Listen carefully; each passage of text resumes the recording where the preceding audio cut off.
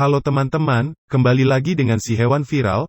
Tonton ya sampai habis, ada video hewan yang menarik buat teman-teman tonton. Sebelum lanjut ke videonya, jangan lupa like, subscribe, dan nyalakan lonceng notifikasinya agar teman-teman gak ketinggalan video terbaru dari si hewan viral.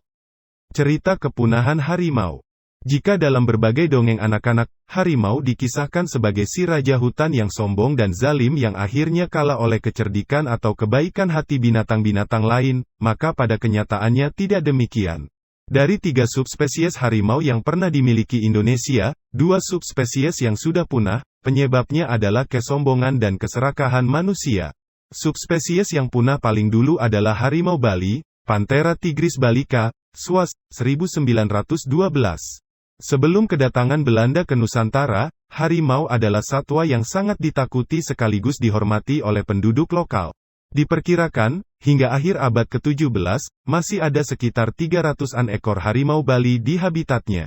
Belanda dan masyarakat Eropa pada umumnya pada waktu itu menganggap perburuan binatang buas sebagai sebuah prestij. Area Pulau Bali yang sempit dan perburuan yang terus dilakukan membuat populasinya semakin menurun. Harimau Bali terakhir ditembak di daerah Sumber Kima, Bali Barat pada tanggal 27 September tahun 1937. Subspesies ini kemudian dinyatakan punah pada tahun 1938. Yang kedua adalah harimau Jawa, Panthera tigris sondaica, Teming, 1844. Pembukaan lahan hutan di Jawa pada awal tahun 1800-an untuk menjadi perkebunan, mengusik habitat harimau Jawa, yang kemudian menimbulkan konflik antara harimau dengan manusia. Karena banyaknya konflik antara harimau Jawa dengan manusia tersebut, perburuannya menjadi semakin masif. Hingga awal tahun 1940-an, populasi harimau Jawa diperkirakan tinggal 200-300 ekor dan menurun terus setelah itu. Pada tahun 1950-an harimau Jawa diperkirakan tinggal tersisa 25-an ekor.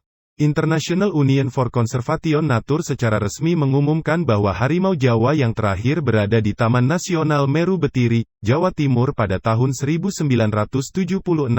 Sesudah itu harimau semakin menghilang dan akhirnya dinyatakan punah pada awal 1980-an. Saat ini sesekali dilaporkan terlihat di hutan-hutan di pegunungan di Pulau Jawa, namun keberadaannya masih belum dapat diverifikasi. Saat ini yang tersisa di Indonesia tinggallah harimau Sumatera, Panthera tigris sumatrae, Teming, 1844. Diperkirakan saat ini populasinya hanya sekitar 400-500 ekor di hutan-hutan Sumatera, taman-taman nasional. Ciri-ciri morfologi. Harimau Sumatera merupakan subspesies harimau dengan ukuran tubuh kecil. Harimau ini mempunyai warna paling gelap dibanding subspesies harimau lainnya. Pola hitamnya berukuran lebar dan jaraknya rapat serta berhimpitan. Subspesies harimau Sumatera ini juga memiliki lebih banyak janggut dan surai dibandingkan subspesies harimau lainnya. Harimau jantan dewasa berukuran panjang, dari kepala sampai ke kaki, sekitar 250 cm, dengan berat sekitar 140 kg. Tingginya dapat mencapai 60 cm, sedangkan harimau dewasa betina berukuran panjang tubuh sekitar 198 cm, dengan berat sekitar 91 kg. Harimau Sumatera berbiak kapan saja, masa kehamilan biasanya sekitar 103 hari.